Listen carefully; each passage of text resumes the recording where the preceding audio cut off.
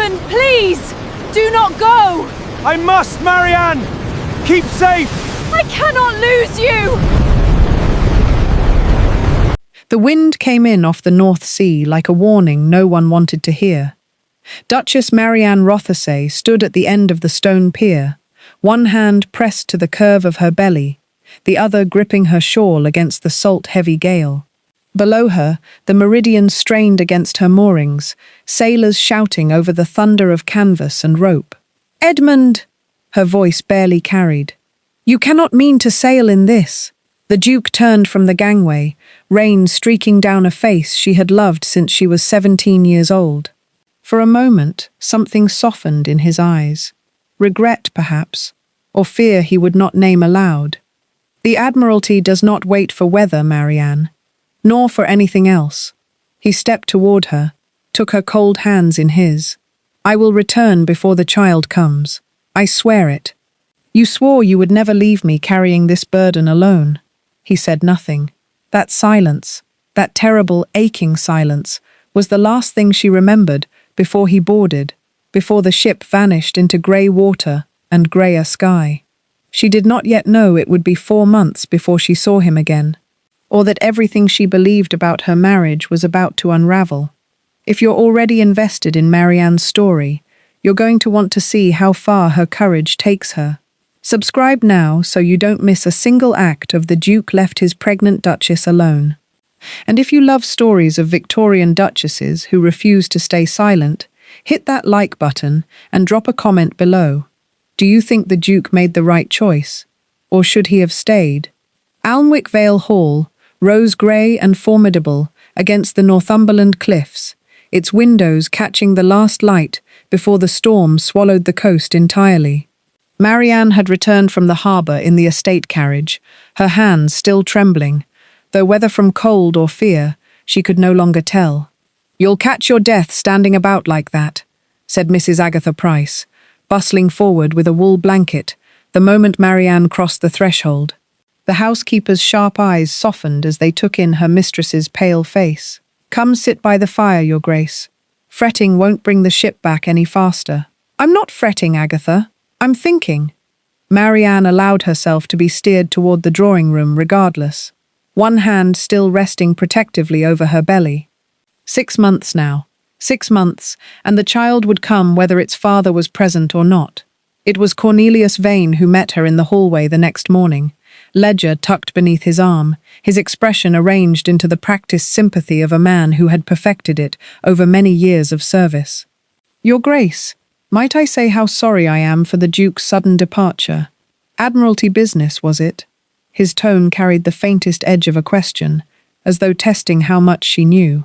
"You needn't concern yourself with matters beyond the estate accounts, Mr. Vane." "Of course." He inclined his head, but something in his eyes lingered a moment too long on the ledger in his hands before he tucked it away. "Though I confess, in his absence, certain decisions will fall to me. For the estate's protection, you understand. In your condition, it would hardly do for you to trouble yourself with tenant disputes or trade accounts."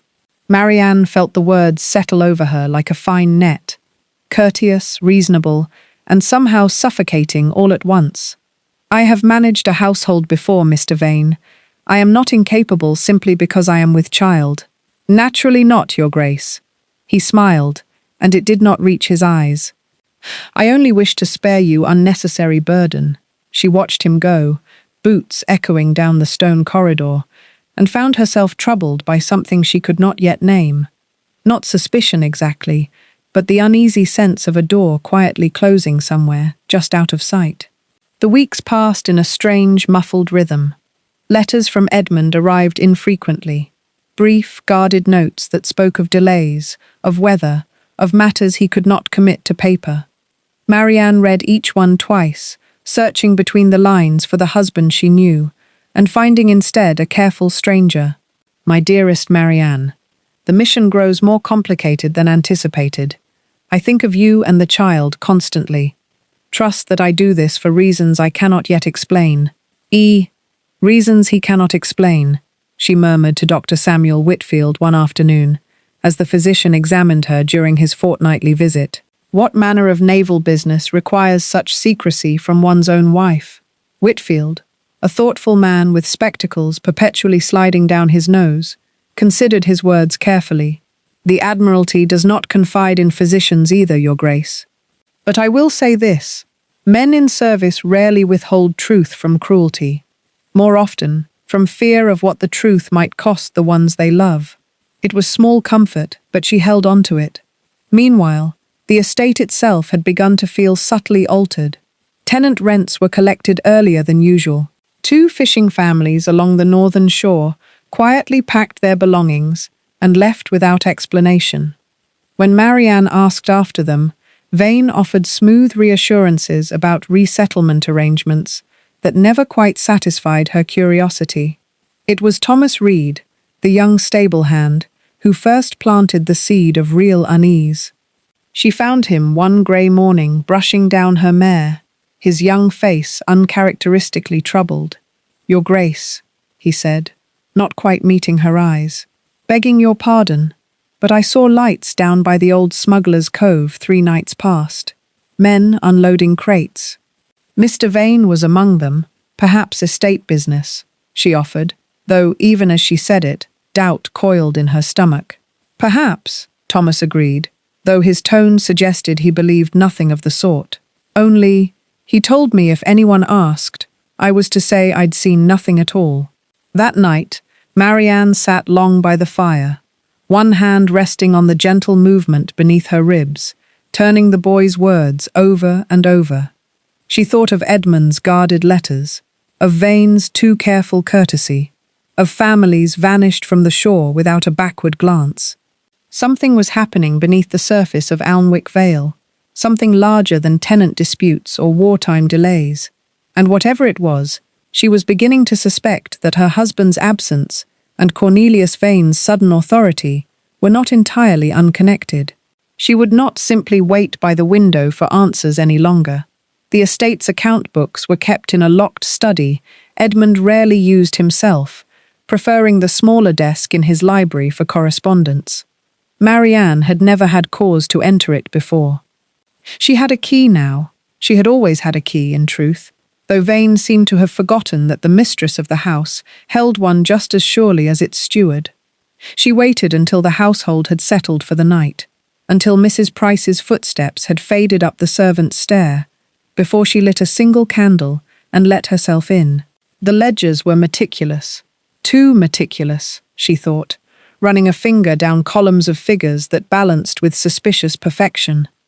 It was only when she compared the estate's rent rolls against the tenant list she had compiled herself, from memory and from conversations with the housekeeper, that the discrepancies emerged.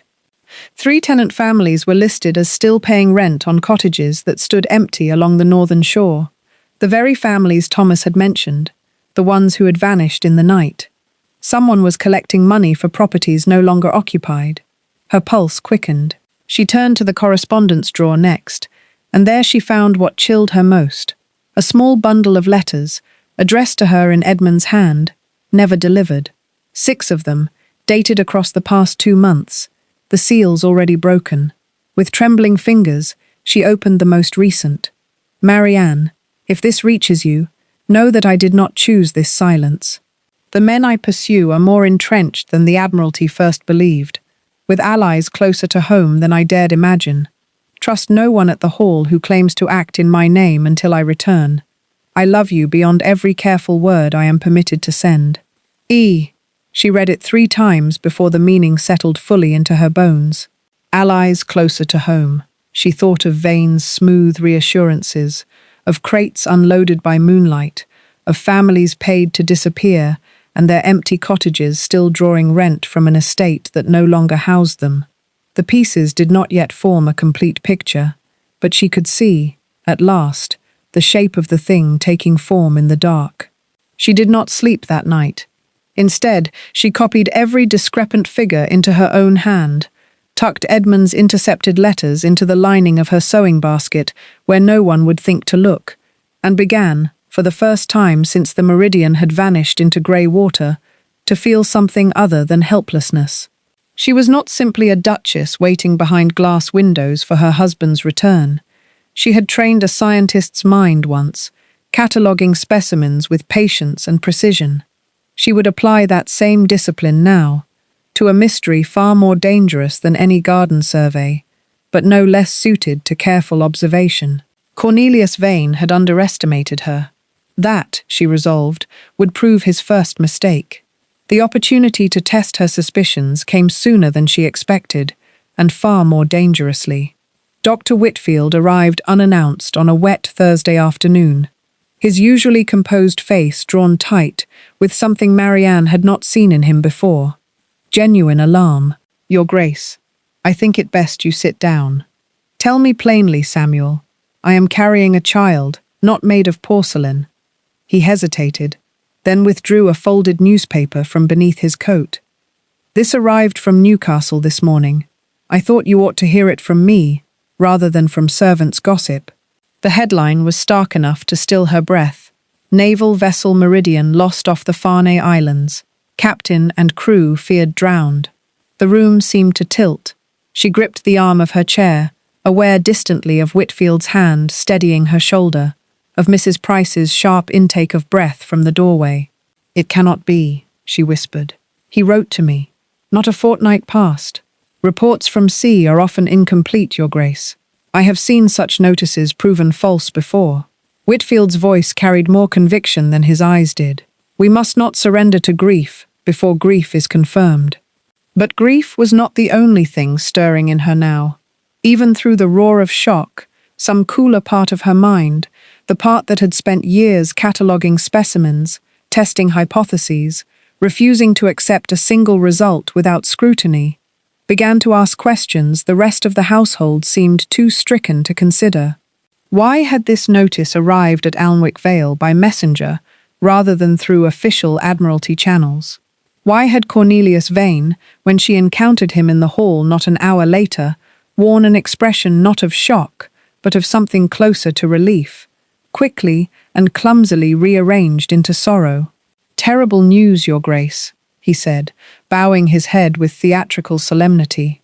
"The estate is, of course, entirely at your disposal in this difficult time. Though I must say, with matters as they now stand, certain arrangements regarding the succession and the estate's management will need to be settled rather promptly.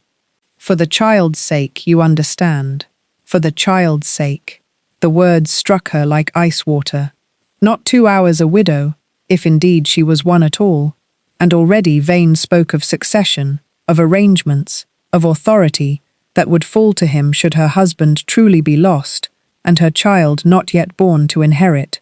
She excused herself before he could see the fury rising beneath her carefully composed grief, retreating to her chamber, where Edmund's intercepted letter still lay hidden in her sewing basket. "Trust no one at the Hall who claims to act in my name until I return." He had known. Somehow, he had known this very moment might come. Marianne pressed a hand to her belly, feeling the child shift within her, and made a decision that would have scandalized every drawing room in England had they witnessed it. She would not mourn a man she did not yet believe was dead. She would find the truth herself, whatever the cost. She began with Thomas Reed. She found him at dusk, mucking out the stables with more force than the task required, his young shoulders tight with something like guilt. When she pressed him, gently but firmly, the truth spilled out in a rush he seemed almost relieved to release. "Mr. Vane had me carry messages, Your Grace. To a man at the Blue Anchor in the village. Sealed letters, never told me what they said. And 3 nights past, before that newspaper came, I heard him talking with a stranger by the old cove. The stranger said something about a ship's manifest, about payment coming due once the succession settled. I didn't understand it then. I think I do now. Payment, Marianne repeated slowly, contingent upon my husband's death being believed.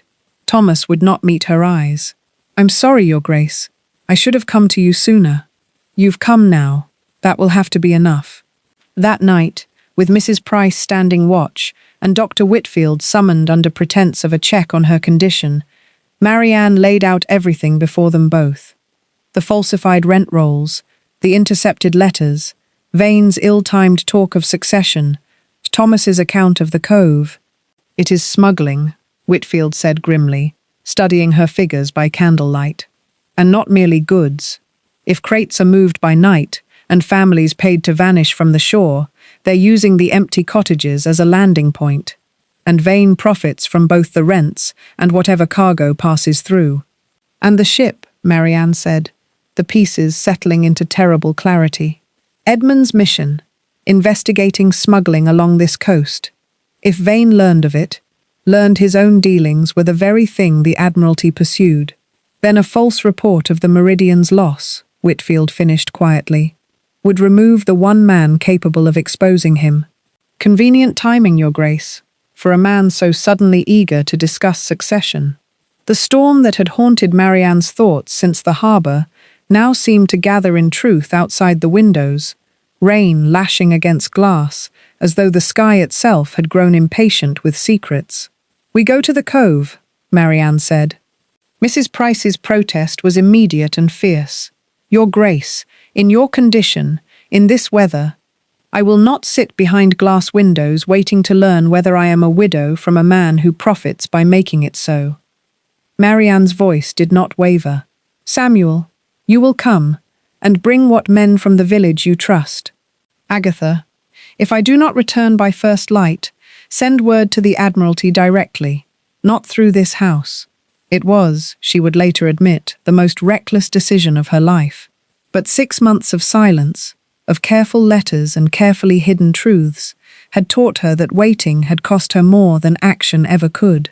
They set out before midnight, lanterns shielded against the wind, following the cliff path toward the cove where crates were unloaded by moonlight, and where, she suspected, the truth of her husband's fate, and Cornelius Vane's treachery, waited to be dragged into the light. The cove was alive with lantern light and low voices when they arrived, crouched behind the wind-scoured rocks above the shingle beach.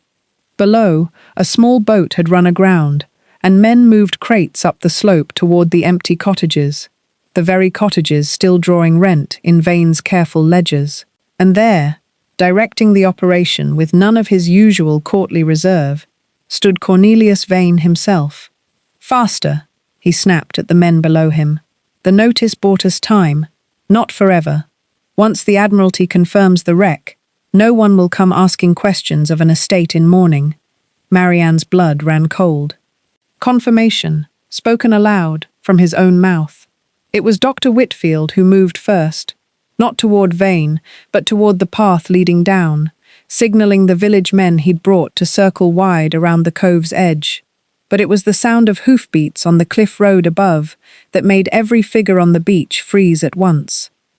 A rider emerged from the storm-dark, cloak streaming, and swung down before his horse had fully stopped. "Edmund!" Marianne's voice broke on the name, disbelief and joy and fury tangling together as she rose from behind the rocks, careless now of concealment. The Duke's eyes found her instantly across the distance, found the unmistakable shape of her, upright and unharmed despite everything. And something in his face cracked open with relief, before hardening again as he turned toward the beach below. "Vane!" he called, voice carrying over wind and surf both. "I believe you owe the Admiralty an explanation, and my wife an apology." What followed was chaos. Vane's men scattering, some fighting, most simply fleeing into the dark rather than face capture. Vane himself attempting the cliff path before Whitfield's borrowed men brought him down hard against the wet stone. Edmund reached Marianne before the worst of it settled, pulling her into arms still damp with sea spray, his hands shaking as they framed her face. "You should not have come here, not in your condition. And you should not have let me believe you drowned," she answered, half laughing, half weeping. "Though I confess, Edmund, I never truly believed it. Not for one moment." "The ship did not sink," he said quickly, urgently, as though the words had waited weeks to be spoken. "We ran aground deliberately, to draw Vane's contact into confidence. The Admiralty needed him to believe the threat was gone. I could not risk word reaching you falsely through official channels. I am sorry, Marianne. I am so sorry for the silence." "Then let there be no more of it," she said, "between us, ever again." Above them, the storm was already beginning to break. the first pale edge of dawn, bleeding through torn clouds over the Northumberland Sea. Cornelius Vane stood trial at Newcastle Assizes 6 weeks later, convicted not only of smuggling and fraud against the Rothesay estate, but of conspiring to falsify a naval report for personal gain, a charge that carried him to a prison ship rather than the gallows, though Marianne suspected he considered the distinction small comfort. The tenant families returned to their cottages along the northern shore within the month, their absence explained at last, their rents restored to honest hands. Thomas Reed, whose courage in finally speaking the truth had set everything in motion, was made head groom before the year was out, a position Edmund insisted he had earned twice over. Marianne gave birth to a daughter on a mild October morning, with Mrs. Price weeping openly in the corridor, and Dr. Whitfield declaring mother and child both remarkably, stubbornly well. They named her Grace, for the housekeeper who had never once doubted her mistress, and for the quality Marianne felt she had needed most during those long months of silence and suspicion. That evening, with their daughter finally settled and the house quiet around them, Edmund found his wife in the library, the very room where Vane's ledgers had first revealed their secrets. "I keep thinking," he said, settling beside her, "of all the ways I might have told you the truth, and chose silence instead, believing I protected you. You did not protect me, Edmund. You left me to protect myself." She softened the words with a small smile, taking his hand. "I find I was rather better suited to it than either of us expected." "That," he admitted, "I will never doubt again." Outside, the North Sea had calmed at last, waves lapping gently against the cliffs that had once carried a storm-tossed farewell, and, months later, a far more welcome return. Whatever trials duty might yet demand of them, they would face them together now, in truth, not silence.